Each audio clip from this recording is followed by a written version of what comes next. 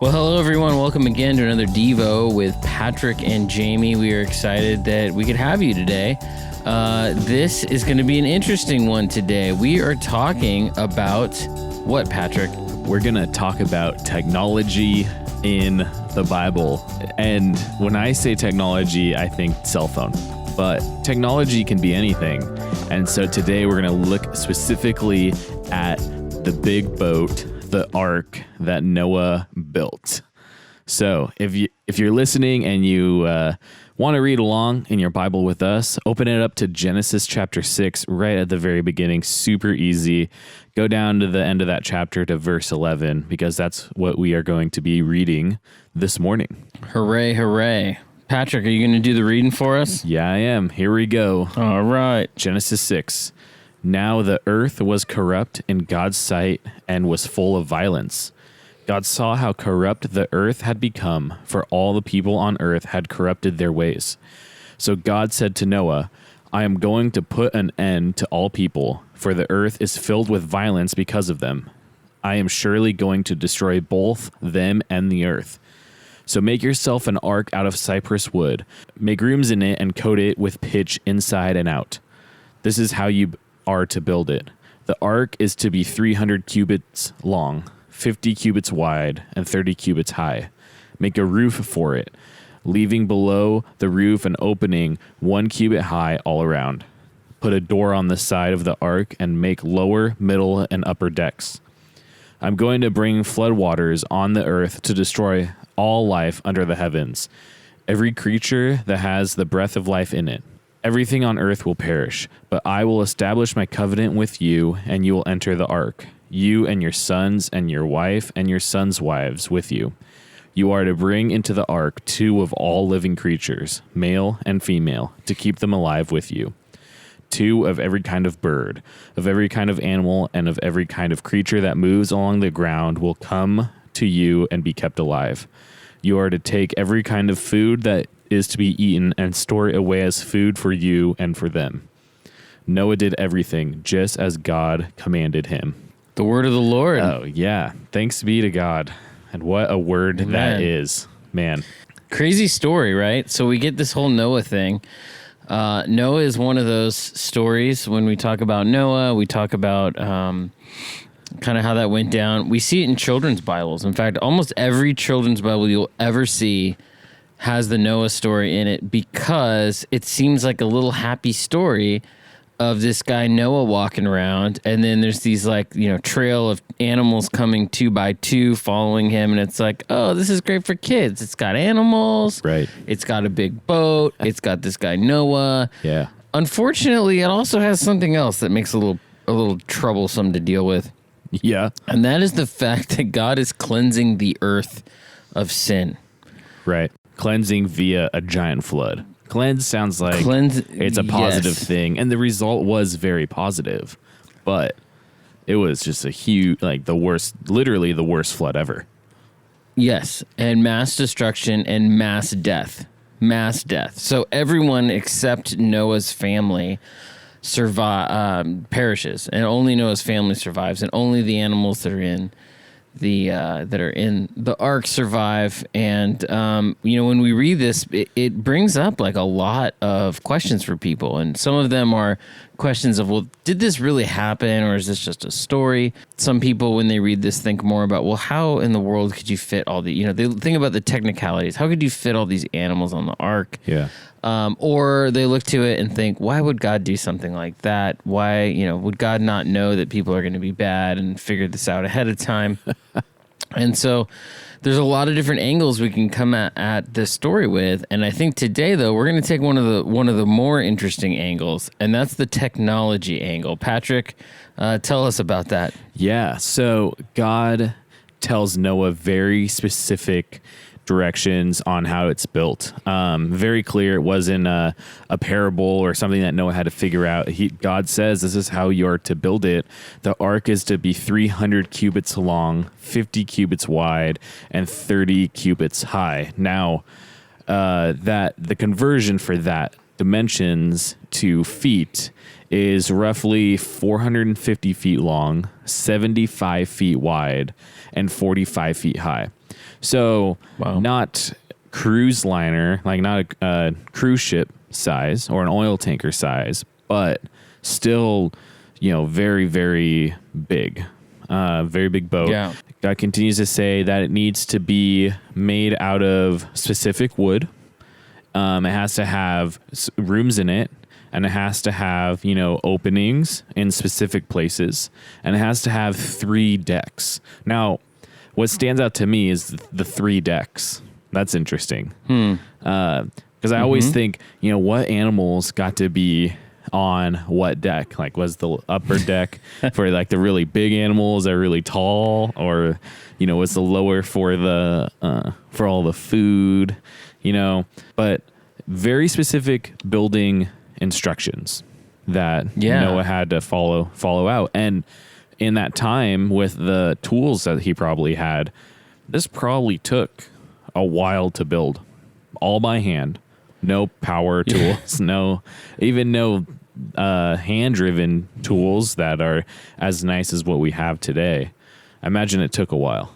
I'd imagine it took a really long time, and also it was this would have been an amazing feat of engineering for anyone. Yeah. But also for a guy who people are thinking is crazy, because here he is building this boat or this massive barge, and it doesn't seem to have a purpose. So I'm sure there's a ton of expense with it. We don't know exactly what it looked like in the way that he built it, but we do know that he did build it, and we know that it worked. Yeah. And maybe, some of that is a miracle God's doing, but God asked him to be a part of the miracle. And that's where I think this technology thing is really interesting to me in this passage. It's because not only does God say, I'm going to save the day, and I'm going to rescue you, I'm going to save you and your family and these animals, but also I'm going to give you the technology to do it. And the technology is a blueprint. God could have, if God wanted to just, snap his fingers and part the waters, we know God can do that. God's done that before, and his family would have been safe. Instead, though, the way that this worked was God gave Noah this technology and this blueprint. And so Noah was able to jump in and help out with that. I've talked to a lot of people before who have prayed for things in their lives and things that are really important. Like a great example would be someone who's sick and needs healing. And maybe their illness is a really big deal. And they're like, pray for me that God would heal me. And God does heal people. I believe that God heals people all the time. I believe the very fact that our bodies can heal themselves is evidence for God. But on top of that, we do see that God does heal people. And I always like to pray for the doctors too, that they would be given instruction from God, because I think God uses technology to help people. And here's a great example in Scripture of God using technology to help people and giving them technology to help people. So, Patrick, I'm just wondering for you, like when you think about technology that helps you today, like what kind of things do you think about? One of the biggest ones I think about is my car. I have a little beat up truck, but there was many years of the motor vehicle being refined and engineered and made more and more efficient, that now lets me travel great lengths. Well, it lets me travel to visit people, where as before, if I had to walk to visit someone or walk to work, it would take the whole day. Now I can go somewhere in 10, 15 minutes. And I think that's great. So that's like one piece of technology. I also think about, phones help keep people in touch and in contact always. And it's cool for me to think about, like, wow, I can pick up my phone and see my family members that live in Minnesota on the phone in an instant. Whereas when I was a kid, to see them like face to face, I'd have to travel there. And even before that, before phones, you really couldn't even talk to them. It was all letters and mail. So, yeah, when When I think of technology, just even recently, I've been thinking about running water. Something as simple as running water. And so in my house the other day, I grabbed a water bottle, and I was going to go out, and I was going to be in a place where I needed water to have water with me, and so I filled the water bottle up, and I was watching the water bottle fill up, and I just thought, man, how cool is it that I can just flip a little lever and all this water just comes out. Yeah. And this place where we live, it's not like there's water just coming out of everywhere. This has to be found and tested and stored and transported, and then the waste of it has to even be dealt with. And it's amazing the amount of technology that we have just to get water to us, and how far it has to travel to get to us.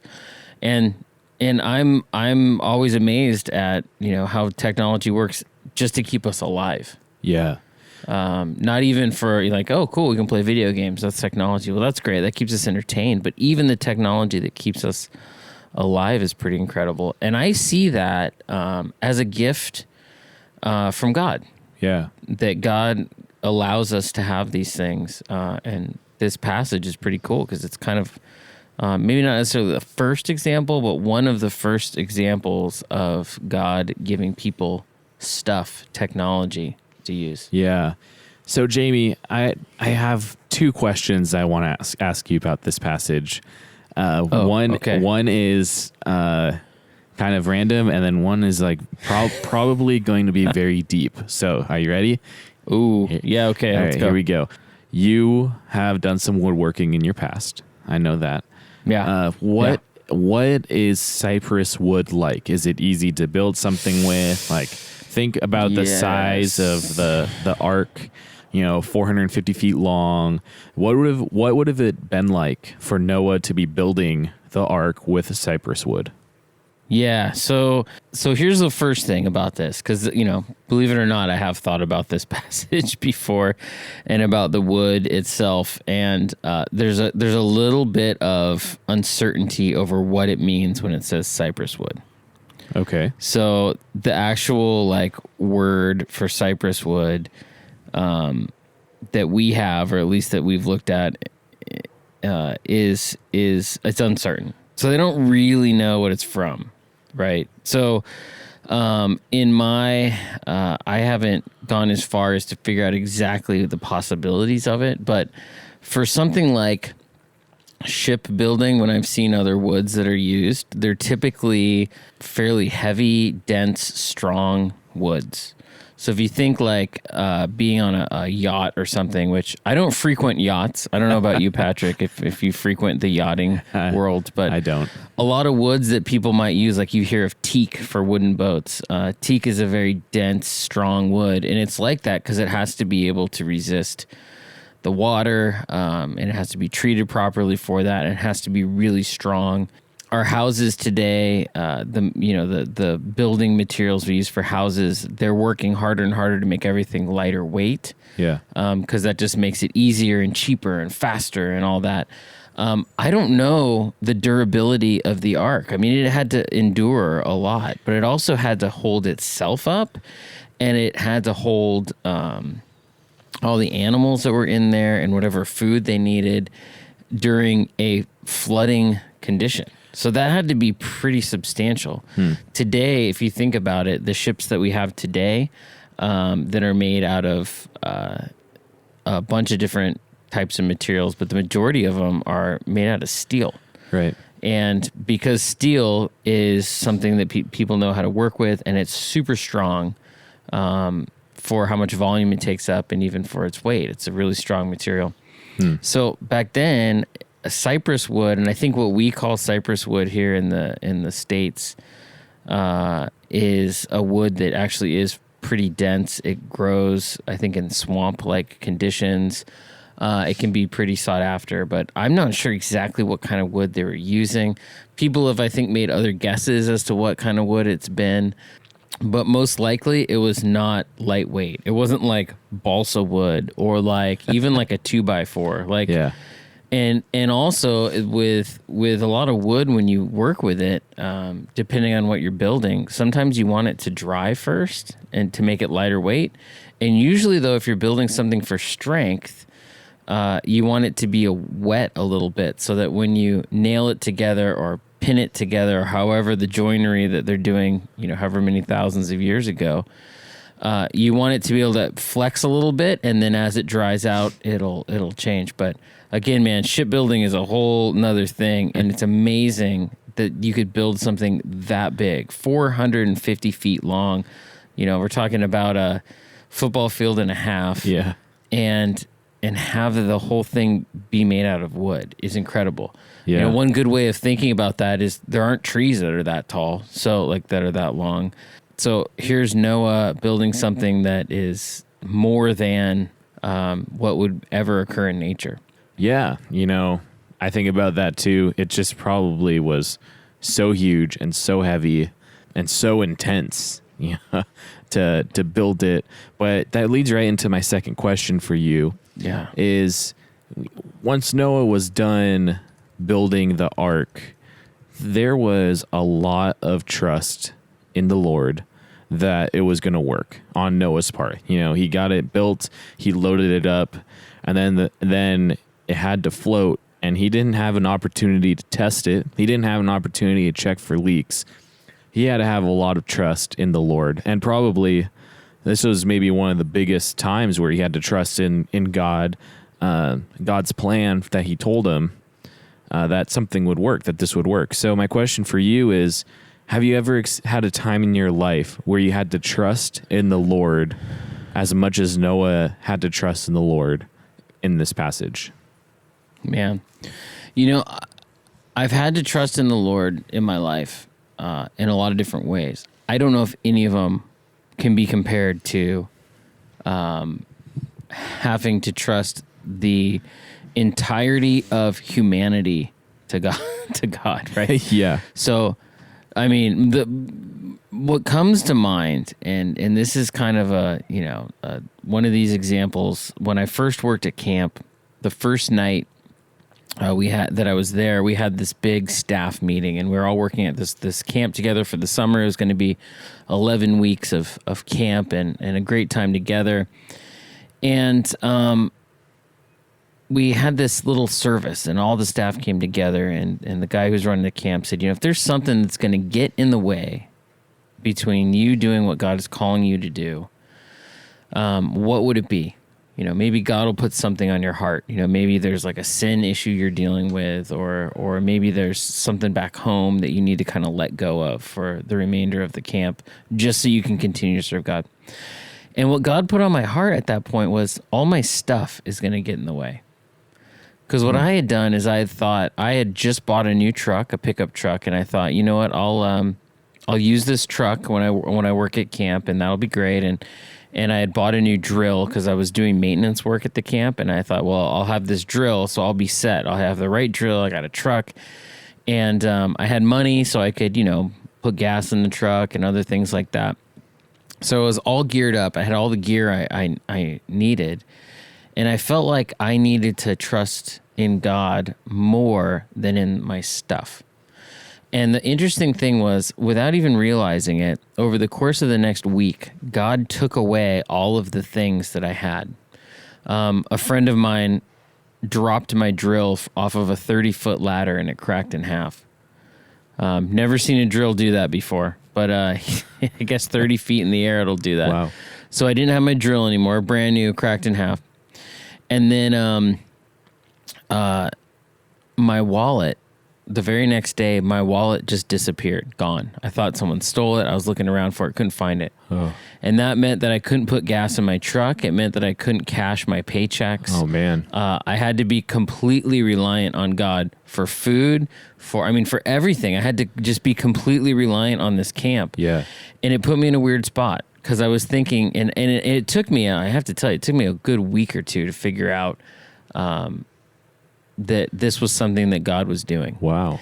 And when I figured, it was funny. The day I figured it out, I'm like, oh, wait. I prayed at the beginning of this camp that God would, I gave that up to God. And here God was taking all the things that I thought I needed away and showing that he's got my needs in mind and that I just need to trust him and not try to do it all on my own. Yeah. Because unlike Noah in that situation, what I was trying to do is I was trying to figure out how to do it best instead of just trusting that God knew how to do it best and following his plan. Now, here's the cool thing, and this doesn't always happen, but the cool thing is as soon as I figured that out, I said, wow, that's awesome.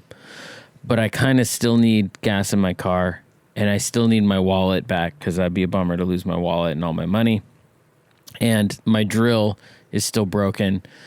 But as soon as I learned that lesson, all of a sudden, all those things started coming back. My friend fixed my drill for me without even telling me. He like ordered parts and fixed it.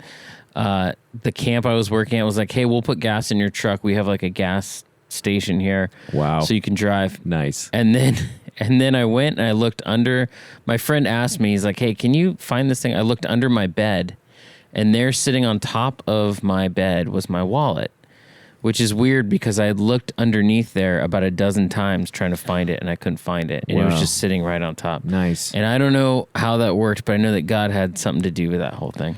Yeah. No, that's a great story. Trusting that God is in control. And, I feel like that's a narrative that we talk about a lot on the Devos is God's plan for us, and God knows best. It's not our plan. It's God's plan. It's not our will, but it's by God's will. But I can kind of agree with you. I don't know if I've never been in Noah's shoes where I have to trust in what God has called me to do to save all of humanity. But even the individual point where, the ark should start floating, I don't know if I've ever even been there. That's a lot of trust too. Like it all comes down to one pivotal moment. You did all this prep and everything else. You got everyone all lined up and in and ready, doors closed. But that's not it yet. It doesn't end until, everyone that was on the ark is all safe at the end. But that's a lot of trust in the Lord. For me, trusting in God just comes down to that is like a prayer practice for me. Just praying like, God, I trust you, whatever curveballs you throw, whatever highlights, positives, negatives, just trusting that it's part of God's plan has always been a prayer practice of mine. And I've never really had God tell me very clearly and precisely what he wants me to do, but I get nudges, and it's like about the prayer to hone in on, okay, what does this mean? I hear God speak to me all the time, but not in the sense that Noah probably experienced it. But I know that it's by me trusting that the God is at work in me and has a plan for me is why I'm here today. It's just reflecting on. That's right. For me personally, reflecting on my hobbies of technology, and then that matching with doing meetings on Zoom and recording podcasts and videos remotely, it all blended together. And I think that for me, it's like God is showing me that, he's been gifting me throughout my whole life. And it's like God saying, you've trusted me for so long. Now you get to use all these things I've given you in new and unique ways. So that's kind of how it all comes together for me. Yeah. Yeah. And it's amazing. I think sometimes we try to pick a fight that's not there. And the fight would be like, do you have faith or do you have technology? And that's a false fight. It doesn't work like that, right? And this passage is a great example. God is saying, you have me, that's all you need. And I might give you technology, and you can use that. So it's something that God uses. So, even we think about that in medicine. I think we think about that in science. I don't think science and faith are having some epic war against each other. It just isn't like that. I think actually when you come at faith from a science perspective, that can be a little bit challenging because the two kind of don't necessarily jive together because science is built on repeated things, something that can happen again and again. And a lot of time faith is built on what we can't see. Right. What we don't see, what we don't understand, things that shouldn't make sense do make sense, and that's a part of how faith works. But I think we can approach science with a faith background, knowing that it's something that God can and does use. So I hope you all that are listening had fun diving into Scripture with us this morning, into Genesis 6. If you have any questions, all of our contact info is on the podcast description, so you can reach out to us anytime.